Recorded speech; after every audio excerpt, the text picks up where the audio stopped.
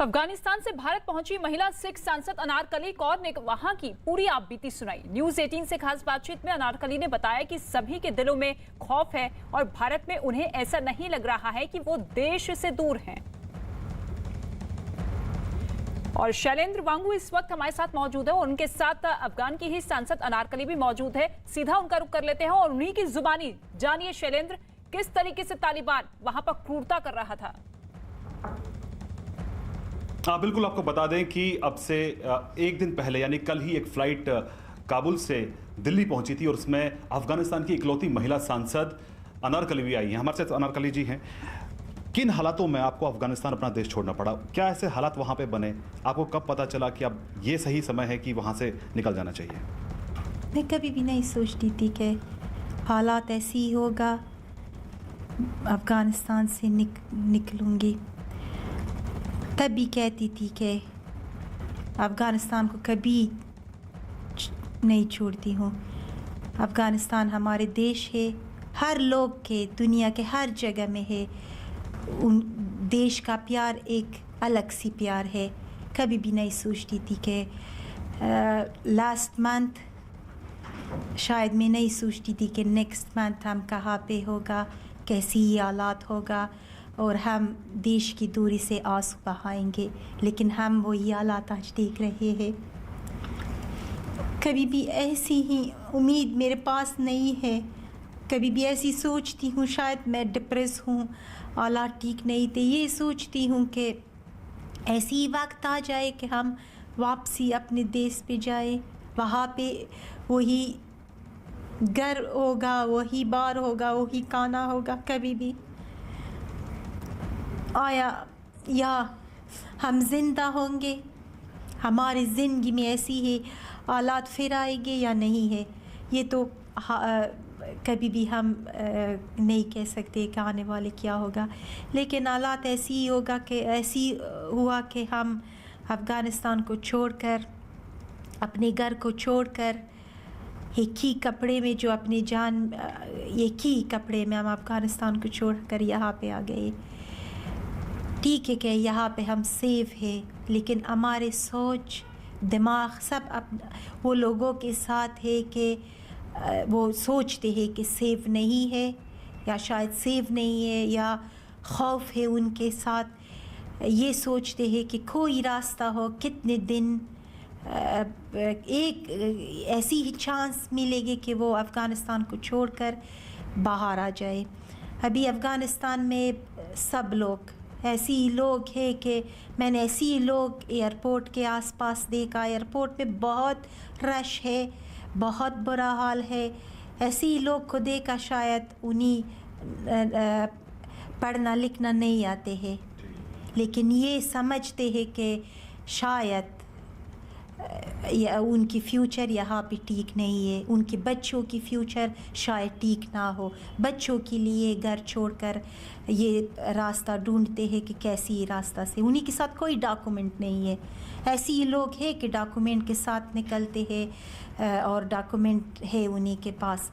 ऐसे ही लोग जो डॉक्यूमेंट उन्हीं के पास है, चांस उनको नहीं मिलते क्योंकि रश ज़्यादा है कि गेट तक पहुंचकर अंदर एयरपोर्ट जाएंगे, यानी ये बिल्कुल उनके पास चांस नहीं है। लेकिन ऐसे ही लोग हैं कि आईडी कार्ड उन्हीं के पास नहीं है, पासपोर्ट नहीं है, लेकिन फिर भी एक उम्मीद है कि अगर मिला तो हम, यानी यही चांस मिला, हम अफ़गानिस्तान को छोड़कर बाहर जाएंगे। बहुत खौफ है क्योंकि अभी तो यहाँ पे कोई गवर्नमेंट नहीं है। ऐसे ही लोग हैं जो शायद तालिबान हो, शायद चोर हो, तालिबान के नाम से लोगों को बहुत छेड़ते हैं, लोगों के घर पर जाते हैं। ऐसे ही तालिबान जो है कि लोगों के घर पर जाते हैं, बैठते हैं कि हमें खाना दे दो। अभी तो अफ़गानिस्तान के लोगों के पास यानी सब ऑफिसें बंद है, बैंकिंग बंद है और जो खाने पीने के लिए सब बाज़ार में मिलता है सब बहुत महंगा है। लोगों पर हालात बहुत सख्त है। लेकिन ऐसी ही हालात में ग्रुप्स तालिबान वो जो लोगों के घर या वो लोगों के जो गवर्नमेंट में थे या पॉलिटिकल में थे या पार्लियामेंट मेंबर में थे, वहाँ के घर पे जाते हैं 20 बंदे, 50 बंदे, 60 बंदे तालिबान के हमारे लिए खाना लाओ।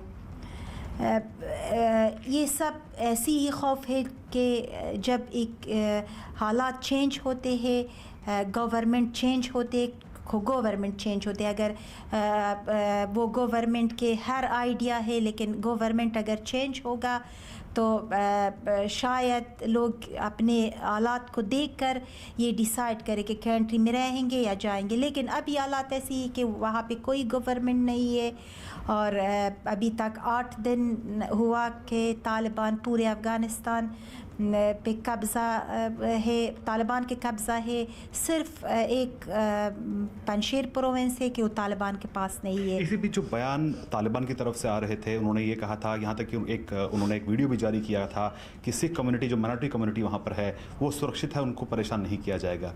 इस पर क्या भरोसा नहीं था, क्योंकि आप सांसद होते हुए भी आप देश छोड़ के भारत आ गई? उन सिख समुदाय के लोगों का क्या होगा जो वहाँ पर है? वो तालिबान के लीडर्स कहे कि हमारे पास सब सेफ है, जो लास्ट गवर्नमेंट में थे या पॉलिटिकल में थे या मीडिया में थे, सब सेफ है। वो एक ही बात है।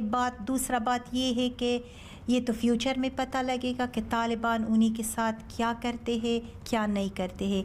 ये मैं पहले से कुछ नहीं कह सकती, लेकिन अभी हालात ऐसी है कि कोई गवर्नमेंट नहीं है। मैंने पहले कहा कि या तालिबान है या तालिबान के नाम पर लोगों को बहुत छेड़ते हैं। अभी तो हम अगर आप अफ़गानिस्तान की वीडियोस को शायद आप देखते हो रोज़ाना जो मीडिया में आते हैं, बिल्कुल ये सिचुएशन ऐसी ही नहीं है कि यहाँ पे गवर्नमेंट तो नहीं है, यहाँ पे लोग रहते हैं, यहाँ पे इंसान रहते हैं। एयरपोर्ट के आसपास तालिबान यही इसका उनके साथ इसका ये नहीं है कि एयरपोर्ट के आसपास को कंट्रोल करे। जब लोगों के रश ज़्यादा होता है, हालात बुरी होती है, फायर है। जी जी जी शैलेंद्र, क्योंकि ये महिला सांसद जिन्हें हम सुन रहे हैं और इन्हें देखकर यही कहा जा सकता है कि इनकी किस्मत बहुत अच्छी रही कि इस तरीके से तालिबान के चंगुल से वो निकल पाई और अब भारत लौटी है। लेकिन इनसे सवाल जरा पूछिएगा, क्योंकि अफगानिस्तान में सरकार पूरी तरीके से बिखर चुकी है, सांसद, नेता, यहाँ तक कि राष्ट्रपति अफगानिस्तान छोड़कर चले गए हैं। तो ऐसे में वहां मौजूद लोगों की उम्मीद किससे है? देखिए, सवाल ये है कि जिस तरह से तालिबान का कब्जा काबुल पे जब हुआ तो अशरफ गनी जो राष्ट्रपति थे अफगानिस्तान के, वो देश छोड़ के चले गए। बाकी सांसद भी अब वहाँ से निकल रहे हैं, बहुत से सांसद उसी दिन रात को दिल्ली पहुँचे थे। तो ऐसे में जो आम जनता है, जो आम लोग हैं, वो किससे उम्मीद करें? आम लोग भी ये सोचते हैं कि किसी रास्ता से निकले। ये रश जो एयरपोर्ट में है, इसमें आम लोग भी ज़्यादा है। इस पे वो लोग नहीं है कि सब गवर्नमेंट में थे। शायद गवर्नमेंट में जो वो लोग थे, हालात है कि हम कभी भी नहीं सोचते कल या 1 घंटा बाद ऐसे ही होगा। हम ऑफिस में थे नॉर्मली हम सुबह चले गए ऑफिस में, घर को सब फ़ोन किया कि हालात ठीक नहीं है। क्यों ठीक नहीं है? अभी तक तो मैं ये सोचती थी कि शायद किसी ने कुछ कहा, लेकिन जब हम ऑफिस से निकल गए, शायद 3 घंटे, काबुल के अंदर शहर बहुत बड़ा सा शहर नहीं है। जिस वक्त ये खबर आपको मिली कि तालिबान अब काबुल के अंदर जा रहा है, उस वक्त आप कहाँ पे थी? आप पर क्या बीती उस वक्त? मैं ऑफिस में थी और जब ये ख़बर मिला, अभी पहले तो मैं सोचती थी कि ये सीरियस नहीं है, शायद किसी ने कुछ कहा। सबको हालात ऐसी है कि 1 महीना हुआ अफ़गानिस्तान में 1 महीना ना तो कितने महीने थे, लेकिन 1 महीना तक या 1 महीना से ज़्यादा के अफ़गानिस्तान में वायलेंस बिल्कुल ज़्यादा थे। हर जगह बम फुटता और फ़ाइट अफ़गानिस्तान के आर्मी और तालिबान के बीच में बहुत ज़्यादा थे। यानी हर रोज़ हम बहुत ज़्यादा शहीद देते थे। मैं सोचती थी कि सब लोग डिप्रेस है, शायद कोई गल हो और सब टेंशन में है। लेकिन जब मैं ऑफिस से निकला और शहर को देखा, सब दौड़ते थे। रश इतने थे कि गाड़ियाँ सब जाम, लेकिन लोग दौड़ते थे, सभी के हाथ में फ़ोन, नेटवर्क बिल्कुल बिज़ी। फिर मैंने देखा कि बिल्कुल अभी गाड़ी में सेव नहीं हूँ, क्योंकि जब हालात चेंज होते हैं वही हालात पे सब वो लोग जो कर सकते हैं कोई रास्ता से लोगों को छेड़े। मैंने गाड़ी को छोड़कर पैदल चली गई, बहुत रास्ता पैदल चली गई। लेकिन मैं बहुत मीडिया में आती हूँ, अब आती थी अफ़गानिस्तान में, सब लोग हमें जानते हैं, लोग बहुत हमें प्यार भी दिया। यानी हालात ऐसी थी कि कोई किसको नहीं देखती कि कौन कौन है, सब पैदल चल रहे थे। मैं पैदल चल के बहुत मुश्किल से आपको घर पहुँचाया। जब घर में आ गए सब कहते थे तालिबान अंदर शहर में है, लेकिन पता चला कि अंदर शहर में थे कोई जगह, लेकिन उसी रात को तालिबान ने किया कि क्योंकि हालात बिल्कुल ख़राब हो गए, वहाँ पे कोई आर्मी नहीं थे, आर्मी सब काम को छोड़कर चले गए, सब डरते थे। तालिबान के लीडर कहा कि हम अभी तालिबान शहर के अंदर आ जाएंगे। वही रात थे जो तालिबान शहर के अंदर आ गए, और यानी सब कुछ ऐसे ही हुआ कि हम नहीं सोचते थे। सब इंटरनेशनल ये कहते थे कि अगस्त का मंथ जो है ये मंथ तो कुछ नहीं होगा, क्योंकि यहाँ पे अभी तो अमेरिकन फोर्स है, यहाँ पे कोई भी कुछ भी नहीं होगा, ऐसी जल्दी नहीं होगा। इसी बीच ये भी खबर आ रही है कि तालिबान ने अभी से महिलाओं और बच्चों के लिए पाबंदियां लगाना शुरू कर दी हैं। क्या ये आप मानती हैं कि वही तालिबान है जो पहले अफगानिस्तान में था? मैं ये सोचती हूँ, और इंटरनेशनल कम्युनिटी को भी ये कहा, मीडिया में भी कहा, अभी भी ये कह रही हूँ। अपने देश में मैं ये कहा, कभी भी मैं साइलेंट नहीं थी, अभी भी कह रही हूँ कि तालिबान चेंज हो गए, लेकिन नेगेटिव। अभी तो हालात ऐसी ही है कि कोई लॉ कानून नहीं है। हम कहते हैं हमारे लॉ वो लॉ है जो पहले थे, तालिबान वो नहीं मानते हैं। तालिबान जो शहर के अंदर आ गए, सब वो हमारे अफ़गानिस्तान की 3 रंग का झंडा था उसको नीचे कर गए। फिर हमारे आज़ादी के दिन थे, आज़ादी के दिन लास्ट वीक हमारे आज़ादी के दिन थे। हमारी आज़ादी के दिन में बहुत सी यंग अफ़गान्स चले गए, अफ़गानिस्तान को वही झंडा को ऊपर किया। इस ऊपर करने के वक्त में डिफरेंट प्रोविंस में कितने जवान शहीद हो गए, तालिबान उनको शहीद कर गए। बिल्कुल हालात वही शहरों पे ठीक नहीं थे। फिर तालिबान देख लिया, कहा कि जब हम कोई डिसाइड करेंगे अफ़गानिस्तान के लिए कोई झंडा, अभी अफ़गानिस्तान के दो झंडा है, एक तालिबान की, एक पहले जो गवर्नमेंट। इसी बीच जब आप को पता चला कि अब आपको इवैक्यूएट किया जाएगा, मदद किसने की? क्या अमेरिकन एजेंसीज़ ने, यूके ब्रिटिश एजेंसीज़ ने, या इंडियन एजेंसीज़ ने आपको कैसे कॉन्टैक्ट किया? क्या आपकी अफ़गानिस्तान से निकलने की कहानी क्या है? निकलने की कहानी हमें सब लोग कहते थे, शायद 2 मंथ अगो, 1 मंथ अगो, सब ये कहते थे जो वो लोग बाहर है, हमारे दोस्त है, फ्रेंड है, अफ़गान से, हमारे संगत है, हमारे रिश्तेदार है, परिवार है, कि निकलो अफ़गानिस्तान के हालात ठीक नहीं है। मेरे साथ अभी भी वो मैसेज है जो मैंने व्हाट्सएप के ज़रिए मैसेज किया था। मैंने सबको कहा कि ऐसी हालात नहीं, क्योंकि मैं सब वो मीटिंग्स में थे जो पीस प्रोसेस के बारे में थे या अफ़गानिस्तान के हालात के बारे में थे, सब रिकॉर्ड हुआ। ये तो हमारे अफ़गानिस्तान। आप कभी वापस, आपको लगता कभी ऐसे दोबारा हालात बनेंगे कि आप वापस अफ़गानिस्तान लौट पाएंगी?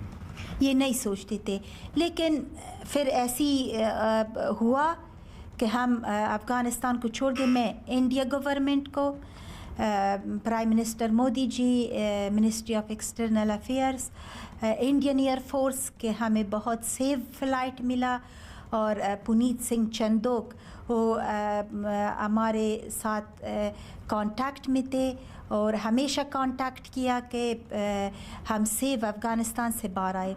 लेकिन मेरी उम्मीद है इंसान की हमेशा उम्मीद है। अगर उम्मीद ना हो तो फिर हम जी नहीं सकते। हमारी उम्मीद है कि अफ़गानिस्तान की सिचुएशन ठीक हो जाए, कि हम अपने देश पर चले जाए। वो देश का हक है कि हम वो देश के लिए, वो देश जो सालों से सालों तक वहीं पे फाइट है, सालों से सालों तक उस पे ज़मीन का लाल रंग है, सुर्ख रंग है, रेड है, यानी लोगों के खून से वो देश बहुत दर्द देखा, बहुत गम देखा। अभी भी उस देश का हालात ठीक नहीं है। मेरी उम्मीद है, मैं हमेशा ये सोचती हूँ कि आज दूसरा दिन हुआ, शायद ऐसी ही हमारे ट्रिप ज़्यादा है डिफरेंट कंट्री में, हम मंथ देश से बाहर थे, लेकिन अभी जो उम्मीद नहीं है, ऐसी हालात में हम निकला, हम बहुत दर्द महसूस करते हैं। मैं जब भी कोई ऑफिशियल ट्रिप में देश को छोड़कर बाहर जाती थी, मैं मिट्टी खुद लेकर छूती थी, लेकिन अभी कभी भी नहीं सोची थी। सब कहते थे कि हम निकलते हैं, हालात ठीक नहीं है। मैं ये कहती थी कि हालात हर हालातों में यहाँ से नहीं जाती हूँ, लेकिन हमारे भी परिवार है, उन्हीं के हमसे उम्मीद है, ज़रूरत है।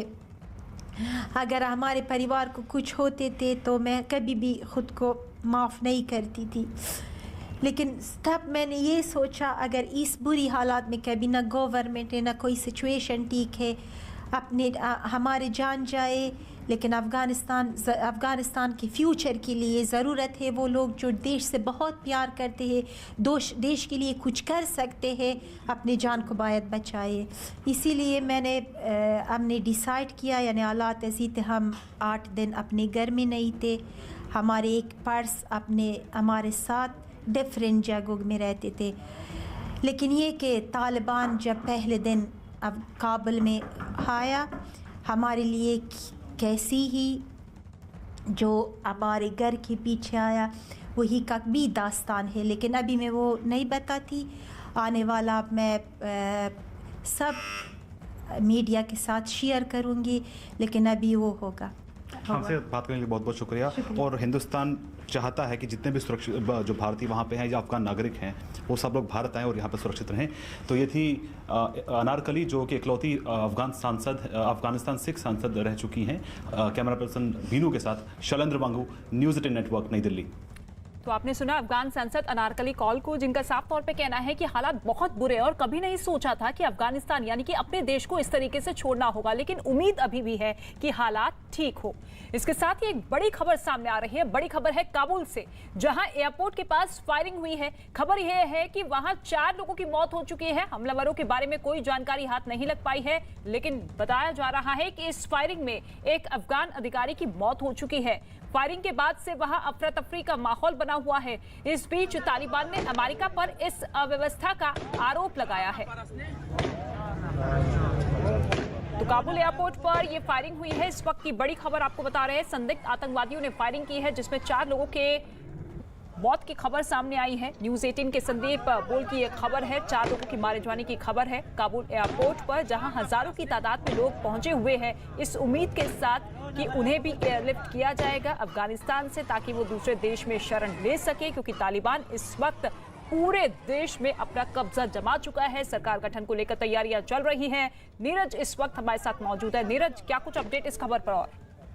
और देखिए, काबुल एयरपोर्ट का माहौल बहुत खराब है और अब अभी से तालिबान ने अमेरिका को वार्न भी किया है कि आप जल्दी से तमाम लोगों को निकालिए, क्योंकि इंटीरियर हिस्सा जो है वहां अमेरिका का कब्जा है, लेकिन तमाम लोगों को निकाला नहीं जा सकता और बाहर का बाहरी जो हिस्सा है वहां इस वक्त तालिबान के लोगों का कब्जा। भीड़ पे फायरिंग की गई है, भीड़ पे लोग बहुत संख्या में थे, जो अब तक जानकारी मिलते आई है, लेकिन ये फायरिंग आतंकियों की तरफ से, और ये माना जा रहा है कि तालिबान के लोग ही उसमें शामिल हैं जिन्होंने फायरिंग की और उसमें कुछ लोगों की मौतें हुई हैं। अभी तक पूरा विवरण आना बाकी है, लेकिन ये पूरा ये जो घटना घटी है इसको उसी से जोड़ के देखा जा रहा है कि जो लोग निकलना चाहते हैं इस वक्त अफगानिस्तान से और जिनको जगह नहीं मिल पा रही है, कई बार स्लॉट नहीं मिलता, लेकिन लोग जाना चाहते हैं, भागना चाहते हैं, बहुत सारे ऐसे लोग हैं काबुल से, तो उसी भाग दौड़ में भीड़ में ये फायरिंग की गई है। जो लोग इसमें शामिल है उनकी शिनाख्त अब तक नहीं हो पाई है, क्योंकि वहाँ का जो माहौल है अभी अव्यवस्था का माहौल है। तालिबान ने पूरी तरह से टेक ओवर किया नहीं है। अब एयरपोर्ट का ऐसा माहौल है कि एक हिस्से पे अमेरिका का कब्जा है, अमेरिकी फौजों का, और बाहरी हिस्से पे तालिबान का। तो आप स्थिति समझ सकती हैं। तो पुलिस भी वहाँ इस बारे में बिल्कुल, और यही बौखलाहट, यही चिंता तालिबान की बनी हुई है, कहीं इस जत्थे में अफगानिस्तान के लोग एयरलिफ्ट ना हो जाए, और इसी वजह से देखिए किस तरीके की फायरिंग यहाँ पर की गई है। शुक्रिया नीरज इस तमाम जानकारी के लिए आपका।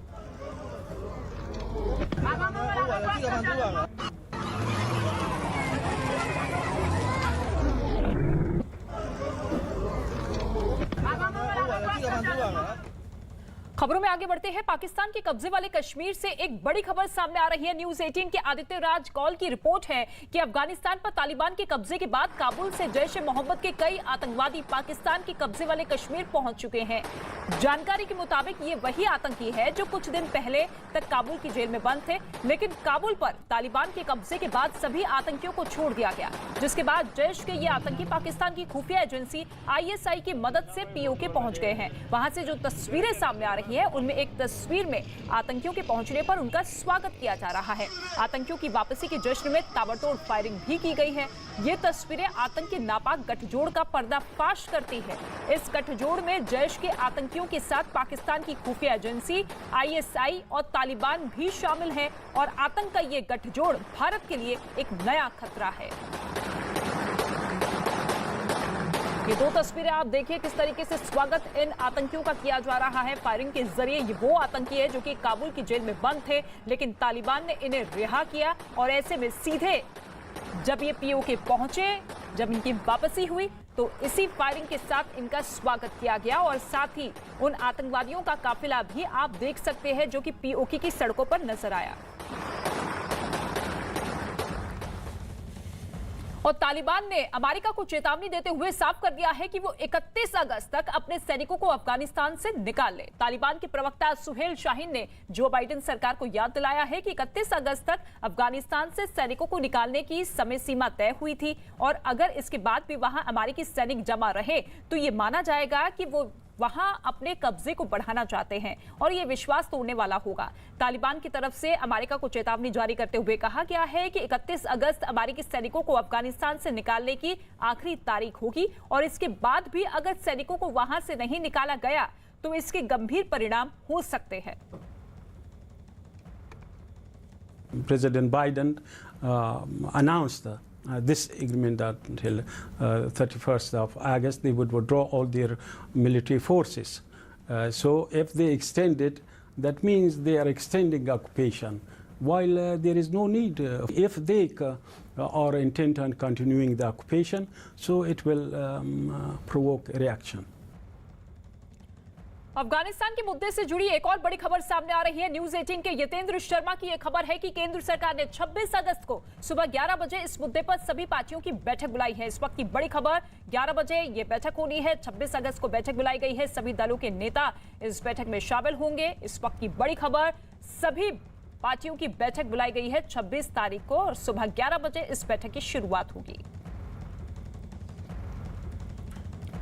और अफगानिस्तान के मुद्दे पर भारत के विदेश मंत्री एस जयशंकर ने एक ट्वीट किया है। उन्होंने अपने ट्वीट में लिखा है कि अफगानिस्तान के घटनाक्रम को देखते हुए प्रधानमंत्री नरेंद्र मोदी ने विदेश मंत्रालय को निर्देश दिया है कि वो वहां के हालात के बारे में सदन में सभी पार्टियों के नेताओं को जानकारी दे। संसदीय कार्य मंत्री प्रहलाद जोशी इस बारे में और जानकारी देंगे। ये ट्वीट विदेश मंत्री एस जयशंकर की तरफ से किया गया। अब बात राजधानी दिल्ली की, जहां दिल्ली में UNHRC के दफ्तर के बाहर अफगानिस्तान के नागरिकों ने जोरदार प्रदर्शन किया है। अफगानिस्तान से आए ये वो लोग हैं जो शरणार्थी शिविर में रहते हैं। प्रदर्शन के दौरान इन लोगों ने अफगानिस्तान में फंसे लोगों को सुरक्षित निकालने और उन्हें शरणार्थी का दर्जा देने की अपील भी की। इसके अलावा इन लोगों ने अफगानिस्तान से आए लोगों को हर मुमकिन मदद देने की भी मांग की है। चाहेंगे किस लिए आप यहाँ पर आए? मैं ये कहना चाहती हूँ, हमारे 10 साल हो गए यहाँ पे बैठे हुए, ना हमारे फ्यूचर का किसी चीज़ का भी हमारा नहीं पता। मेरे 10 साल का बेटा है, ना वो पढ़ रहा है। 10 साल के हमारे सारे बच्चे हैं, जो ये इस बच्चे को भी पढ़ना, खाना पीना, रेंट कुछ भी नहीं है। आखिर हमारा कब तक ये हाल होगा यहाँ पर? तो अभी आप हमारे अफगानिस्तान भी हम पलट के नहीं जा सकते, जो पूरी दुनिया देख रही है कि हमारे अफगानिस्तान में क्या हो रहा है। आप कब आए थे? आप अपनी अगर कहानी बताएं, आपको क्यों वहाँ से आना पड़ा? अगर वही प्रॉब्लम जो सेम अभी चल रही बताइए क्या? है। मेरे बहन का जो हस्बैंड था ना, उनको डेथ हो गई थी, जो हमारे सब घर को अटैक हो रहा था कि आपका भी यही हाल होगा, सेम यही तालिबान की वजह से। तो आज हम यहाँ बैठे अपना घर सब कुछ छोड़ के आए। तालिबान 10 ने, साल अटैक उनको, किया? हाँ, उनको मारा है। किस लिए मारा है? उनको उनके घर के लिए मारा था। कब की बात है ये? ये 2011 में हम यहाँ आए, 10 साल हो गए। हाँ, अच्छा, तो अभी 10 सालों में क्या आपको रिफ्यूजी का कुछ- स्टेटस नहीं मिला यहाँ पर? हम यहाँ रेफ्यूजी हैं, पर रेफ्यूजी का हम क्या करें? हमारे पास कार्ड है, लेकिन कार्ड हम कुछ नहीं कर सकते। क्या चाहते हैं वही? हमारे ये बच्चे बिना पढ़े लिखे हैं। आप जब सबसे पूछो वो सिर्फ बच्चों की बात करेंगे। हमारे बच्चे, रेंट, क्या करेंगे हम लोग? कुछ नहीं है हम लोग के पास। पूछो, सब यही बोल रहे हैं, कब तक? हमें क्यों रखा है यहाँ पर जब हमारा कुछ नहीं हो सकता? अफगानिस्तान की राजधानी काबुल से एक बड़ी खबर सामने आ रही है। न्यूज 18 के शैलेंद्र वांगू की खबर है कि काबुल में फंसे 75 अफगान सिख और हिंदू समुदाय के लोगों को निकाला जा रहा है। रिपोर्ट ये है कि अफगान सिख समुदाय के लोग अपने साथ 3 गुरु ग्रंथ साहिब जी लेकर लौट रहे हैं। सभी लोग काबुल एयरपोर्ट के अंदर हैं और उन्हें वायुसेना के विमान से दुशांबे के रास्ते भारत लाया जाएगा। तो लगातार वतन वापसी के लिए भारत सरकार प्रतिबद्ध है और ऐसे में अब एक और जत्था अफगान सिखों का, नागरिकों का कुछ ही देर में रवाना होगा वायुसेना के विमान के जरिए। नरेंद्र मोदी का गाड़ी में बैठे हैं, संगत उतर गई है और बस हम प्लेन की तरफ जा रहे हैं। धन्यवाद करते हैं गवर्नमेंट ऑफ इंडिया का, नरेंद्र मोदी का, मिनिस्ट्री ऑफ एक्सटर्नल अफेयर्स का और पुनीत सिंह जी का। गाड़ी में बैठे हैं, संगत उतर गई है और बस हम प्लेन की तरफ जा रहे हैं। धन्यवाद करते हैं गवर्नमेंट ऑफ इंडिया का, नरेंद्र मोदी। अफगानिस्तान से गुरु ग्रंथ साहिब महाराज जी के 3 पावन स्वरूप अफगानिस्तान के रेजिडेंट हिंदू और सिख भाई जो हमारे हैं उनको इवैक्यूएट किया जा रहा है भारत सरकार के द्वारा। मैं धन्यवाद करता हूं देश के प्रधानमंत्री श्री नरेंद्र मोदी जी का, सारी सरकार का, जो गुरु ग्रंथ साहिब महाराज जी के पावन स्वरूप वहां से बाहर निकालकर भारत लाए जा रहे हैं। और अब खबर लालू प्रसाद यादव के घर में जारी तनातनी से जुड़ी हुई है। लालू प्रसाद यादव के दोनों बेटे तेज प्रताप यादव और तेजस्वी यादव के बीच जारी घमासान ने जोर पकड़ लिया है। तेजस्वी यादव आज जातिगत जनगणना के मुद्दे पर सीएम नीतीश कुमार के साथ पीएम मोदी से मिलने पहुंचे थे। इसी दौरान जब तेजस्वी यादव से पार्टी में चल रहे घमासान पर सवाल किया गया तो वो इससे बचते हुए नजर आए और इसे पार्टी का इंटरनल मैटर बताया। लालू प्रसाद यादव के बड़े बेटे तेज प्रताप छोटे भाई तेजस्वी के सलाहकार संजय यादव पर गंभीर आरोप लगाते हुए नजर आए, जिसके बाद तेजस्वी ने अपने बड़े भाई को अनुशासन में रहने की सलाह दे डाली। लालू जी भी आपकी तारीफ कर चुके हैं बिहार विधानसभा चुनाव में जिस तरह का प्रदर्शन आपने किया, और न सिर्फ लालू जी बल्कि विपक्ष की तमाम पार्टियां आपकी तारीफ करती है, कांग्रेस से लेकर तमाम। जो आरजेडी में हो रहा है, तेज प्रताप यादव बहुत हमलावर हैं आप पर भी, आपके सहयोगी पर भी, जगदानंद सिंह पे भी। आप लेकिन बार बार कहते हैं कि डिसिप्लिन से ये पार्टी चलती है और डिसिप्लिन होना चाहिए, तो क्या होगा अब?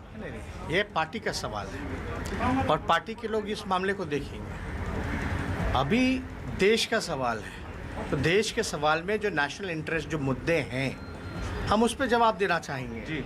ये तो इंटरनल मैटर है और इसमें नहीं, लेकिन आप पे नजर रहती है, आप नजर है, वो अच्छी बात है, सारी चीज का समाधान हो जाएगा। तेज प्रताप यादव कह रहे हैं कि उन पर उनकी हत्या करने की कोशिश की जा रही है।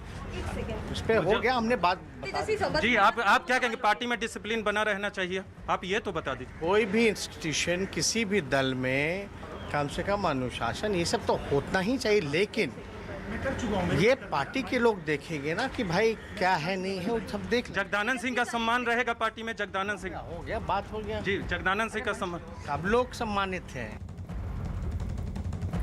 2 दिन पहले न्यूज 18 से बात करते हुए लालू प्रसाद यादव के बड़े बेटे तेज प्रताप यादव ने छोटे भाई तेजस्वी यादव के करीबी संजय यादव पर अपनी हत्या की साजिश का आरोप लगाया था। तेज प्रताप यादव ने संजय यादव पर अपने 3 बॉडीगार्ड का मोबाइल बंद कराने का भी आरोप लगाते हुए साफ कहा कि उनकी जान को खतरा पैदा हो चुका है। संजय यादव पर तेज प्रताप का यह आरोप तेजस्वी को घेरने की कोशिश के रूप में देखा जा रहा है, लेकिन संजय यादव तेजस्वी के राजनीतिक सलाहकार हैं। जिस तरीके से हमारे साथ जो षड्यंत्र लोग रचने का काम कर रहे हैं, हम यहाँ तक कि हमारा हत्या भी कराने का काम कर रहे हैं। अभी हमको निकलना है, रात भी रात का समय है, और उसमें जो हमारा सुरक्षा में जो 3 जो बॉडीगार्ड हैं, जिनका नाम है बलबीर, नाम है सुदर्शन और निरंजन, ये तीनों का मोबाइल स्विच ऑफ करवा दिया गया है। ये हमारे सुरक्षा में रहते हैं, हमेशा शुरू से ही तैनात रहते हैं। अब बताइए हमको निकलना है, हमको पिताजी से भी मुलाकात करना है, मिल करके हमको बातचीत करना है, तो इस तरीके का काम करवा रहे हैं ये संजय यादव मिलके। तो ये संजय यादव पर सीधा आप आरोप लगा रहे हैं। कल जब आप तेजस्वी से मिलने गए तो भाई से मिलने नहीं दिया गया, तब भी आपने कहा कि संजय यादव बीच में चले आए और आपकी जान को खतरा है। तो संजय यादव का इतना बड़ा रोल कैसे इस परिवार में हो गया? नहीं, हम ये नहीं, देख लीजिए, ये हमारी हत्या कराना चाहते हैं ये संजय यादव, इसीलिए पूरे तरीके से ये आप देख लीजिए कि हमारी सुरक्षा को आज हटाया गया। हमारे सुरक्षा सुबह तक थे, लेकिन अभी शाम में जब हमको निकलना है तो निरंजन ने मोबाइल स्विच ऑफ कर लिया है और बलबीर ने मोबाइल स्विच ऑफ कर लिया और ये सुदर्शन ने मोबाइल स्विच ऑफ कर लिया।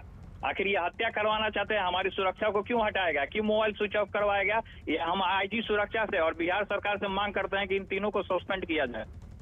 संजय यादव का लालू परिवार में इतना बड़ा प्रभाव कैसे है तेज प्रताप? अब देख लीजिए कि इतना बड़ा प्रभाव है, देख लीजिए कि इस तरीके का काम करवा रहे हैं। तो क्यों हटवाया गया, क्यों हमारी हत्या कराने पे ये लोग तुले हैं? हमने क्या ऐसा गलत काम किया? हमने जनता का आवाज उठाने का काम किया, क्या यही गलत काम हमने किया कि गरीब घर के लड़कों को हमने आगे बढ़ाने का काम किया? यही हमारी गलती थी। अगर ये गलती है तो हम ये गलती बार बार करेंगे। तो संजय यादव के हाथ में इतनी पावर है कि वो आपकी सुरक्षा हटवा दें? संजय यादव रह रहे हैं, अभी कहाँ रह रहे हैं आपको नहीं पता है? संजय यादव कहाँ रह रहे हैं? इस संजय यादव ने क्यों हमारे सुरक्षा को फोन करके बोला कि इसके साथ नहीं जाना है? बलबीर को बोला और निरंजन को बोला और सुदर्शन को बोला। हम चाहते हैं कि आईजी सुरक्षा इन लोगों के ऊपर कार्रवाई करे कि जब हमारा सरकार ने हमको सुरक्षा दिया है, हम विधायक हैं पार्टी के, तो हमारी सुरक्षा क्यों हटाई गई है? आप लालू परिवार के बड़े बेटे हैं और एक उत्तराधिकारी के तौर पर आपको देखा जाता है। हमें जरा ये बताइए कि संजय यादव जो कहेंगे वो होगा या संजय यादव किसी से पूछ कर ये कर रहे हैं? आप संजय यादव से पूछिए ना कि संजय यादव क्या चाहते हैं। आप ये संजय यादव से पूछिए। आपके चैनल पे अभी जो बॉडीगार्ड होगा पीछे में, उसका नाम निरंजन है, हमारा पीछे में दिखा रहा, मैं देख भी रहा हूँ उसने भी, उसके मोबाइल पे भी फोन आया है संजय यादव का। अब मोबाइल पे फोन करके उसने मोबाइल बंद कर दिया, बोला कि तुम लोग तीनों यहाँ से हट जाओ, तो लोग निकल जाओ, नहीं तो तुम लोग को सस्पेंड कर देंगे। धमकाया गया। क्यों धमकाया गया हमारे सुरक्षा वालों को? छात्र आरजेडी के प्रदेश अध्यक्ष आकाश यादव को हटाए जाने से नाराज तेज प्रताप प्रदेश आरजेडी अध्यक्ष जगदानंद सिंह और संजय यादव पर हमलावर नजर आ रहे हैं। नाराज तेज प्रताप यादव ने जगदानंद सिंह पर पार्टी के संविधान के उल्लंघन का आरोप लगाया है। तो यहां तक वो कह चुके हैं कि अगर जगदानंद के खिलाफ एक्शन नहीं लिया जाता है तो वो कोर्ट का रुख करेंगे।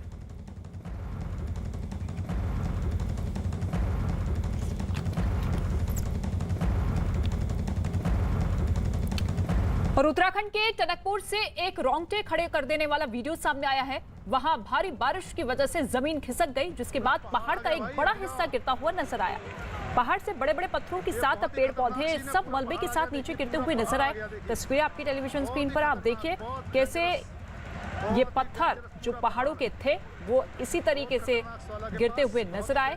और इन तस्वीरों को देखकर ऐसा लगता है मानो मलबे के साथ सब कुछ नीचे गिरता हुआ चला जाए। इस दौरान वहां सड़क से गुजरने वाले लोग भी मौजूद थे जो मलबे को गिरते हुए देखते हुए नजर आए और सभी लोग डरे सहमे हुए नजर आए थे।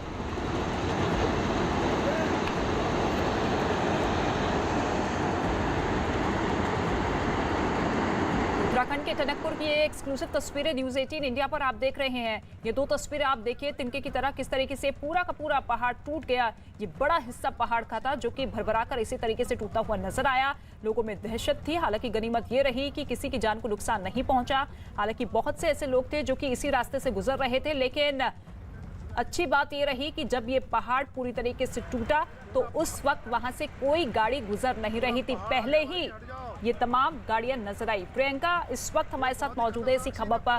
प्रियंका, देखिए उत्तराखंड के हालात पिछले कई दिनों से लगातार खराब होते हुए नजर आ रहे हैं, लेकिन इन तस्वीरों को देखकर ये साफ कहा जा सकता है कि अच्छी बात यही है कि किसी की जान को नुकसान नहीं हुआ। जी बिल्कुल, और ये घटना की अगर बात की जाए तो ये चंपावत टनकपुर का हाईवे है। बताया जा रहा है कि आज सुबह तकरीबन 8:30 बजे ये बड़ा जो पहाड़ का हिस्सा था ये वहां पर दरक गया। हालांकि कोई बारिश नहीं हो रही है उत्तराखंड में कुछ दिनों से, लेकिन पहाड़ों के या चट्टानों के जो गिरने का सिलसिला है ये थम नहीं रहा है। ऐसे में ये पूरा NH जो है, नेशनल हाईवे जो है, फिलहाल बंद पड़ा है। इसे खोलने के लिए वहां पर कोशिशें की जा रही हैं, लेकिन ये पहाड़ों के गिरने का जो सिलसिला है, इस बार उत्तराखंड की बात की जाए, हिमाचल की बात की जाए, तो ये घटनाएं बहुत सामने आ रही हैं। लेकिन गनीमत ये रही कि किसी के हताहत होने की कोई खबर नहीं है। जी, और कब तक ये पूरा का पूरा हाईवे बंद रहेगा, इसके बारे में कोई और जानकारी? ये तकरीबन 100 मीटर का पूरा हिस्सा बताया जा रहा है जो मलबे से पटा हुआ है। तो ऐसे में अभी NH की टीम और जो ऑल वेदर रोड की टीम वहाँ काम करती है, दोनों ही संस्थाएं लगी हुई हैं। तो ऐसे में उम्मीद की जा रही है कि कल सुबह से सुचारू रूप से दोबारा NH खुल जाएगा। शुक्रिया प्रियंका कांडपाल इस तमाम जानकारी के लिए। तो ये 2 तस्वीरें आपने देखी किस तरीके से स्थिति उत्तराखंड में बनी हुई है। हालांकि पिछले कई दिनों में हमने वो तस्वीरें भी देखी थी जब भारी बारिश की वजह से पहाड़ दरकते हुए नजर आए थे, लेकिन इस वक्त कोई बारिश नहीं हो रही थी। अचानक ये पहाड़ का बड़ा हिस्सा इसी तरीके से टूटकर गिरा। इस पूरे रूट को, यानी कि ये पूरा का पूरा जो नेशनल हाईवे था, उसे बंद कर दिया गया है।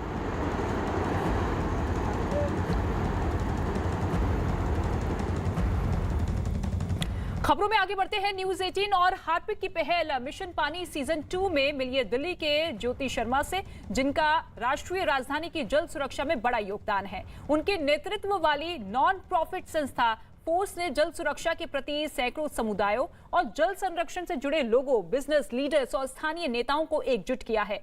कम्युनिटी प्रोजेक्ट का सारा जिम्मा वो स्वयं उठाती हैं और उसकी सफलता को सुनिश्चित करती हैं। देखिए मिशन पानी की ये खास report.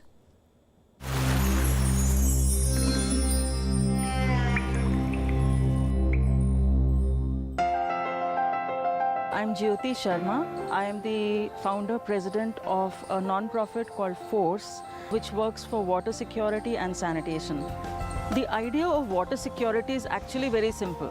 All it means is demand and supply should be balanced. That's all. So what we do is we calculate the available supply. How much rainwater, how much wastewater. That's one side of the balance sheet, and the other side of the balance sheet is how much water do people need. And then what we do is we try and plan to make sure that every drop of rainwater is harvested. So it's a zero rainwater flow out area and a zero wastewater flow out area. So what you see here is an example of a rainwater harvesting structure. Now what is this doing? As you can see, these are DDF flats. What it's doing is there is a stormwater drainage system that exists in such areas. It's just tapping into that stormwater drainage system. So all the water automatically we will bring it here. There is some cleaning that is done so that the water does not contaminate to groundwater, and it just percolates into the ground. And it's as simple as that, nothing more. And this is the kind of thing we've done in thousands of places. If you visit our website, you'll see something called a Blue Delhi Declaration. So we actually did a calculation for 7 of the biggest cities in the country, including Delhi. And the calculation simply was, do we have enough water for our needs? And Delhi has enough water for its needs. So if you put together our share of the river waters that we're getting, the rainwater that can be harvested, our current existing wastewater treating capacities, there is absolutely no reason why Delhi should need a single drop of water more from outside.